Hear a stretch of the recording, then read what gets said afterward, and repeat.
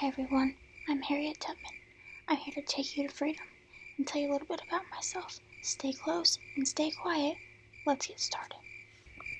I was born into slavery in eastern Maryland in between 1820 and 1821. Because of the cruelty of my masters, I desired to escape from bondage from a very early age and free others as well. As a child, I received a severe head injury. As I was doing errands, an overseer tried to stop a runaway slave by throwing a 2-pound weight at him. He hit me instead as I was standing by the nearby slave, and hit my skull and cracked it, which affected my health for the rest of my life, often in the form of seizures. After escaping from slavery, I returned to Maryland in 1850 as an Underground Railroad conductor. I chose to do this after hearing my niece was soon to be auctioned off.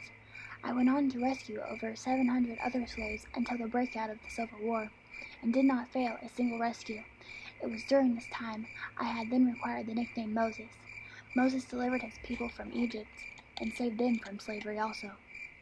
I heard you all are from Evansville, Indiana.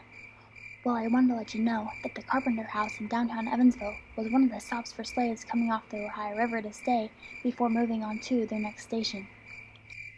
Many people helped move slaves from the south to Evansville, Indiana. After they had been transported, the slaves were then moved north to Vincennes, Indiana, where they were then determined where they'd be sent next. I had many disguises on my first successful attempt to escape slavery. I would often pretend to be a field hand by walking around chickens, or as a house servant to the home I was staying at. One disguise that I had before, as I would read the newspaper to release suspicion. I joined the Union Army as a nurse, but also as a scout and a spy behind enemy lines.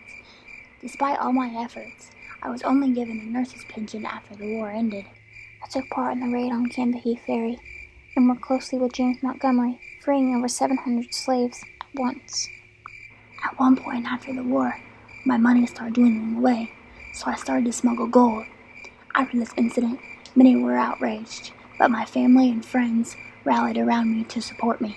Like many other high-profile women, I heavily involved myself with promoting women's suffrage with figures like Susan B. Anthony. I often traveled to give speeches in New York and in Washington, D.C. I underwent brain surgery in the 1890s to alleviate the headaches I had suffered most of my life. I was inspired by soldiers I had seen going through surgery during the war, and I refused anesthesia for my operation. I founded the Home for the Aged, and this is also where I found myself dying.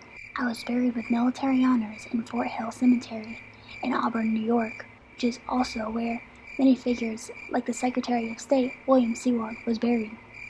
Okay everyone, this is your stop. Now follow the drinking gourd and get to freedom.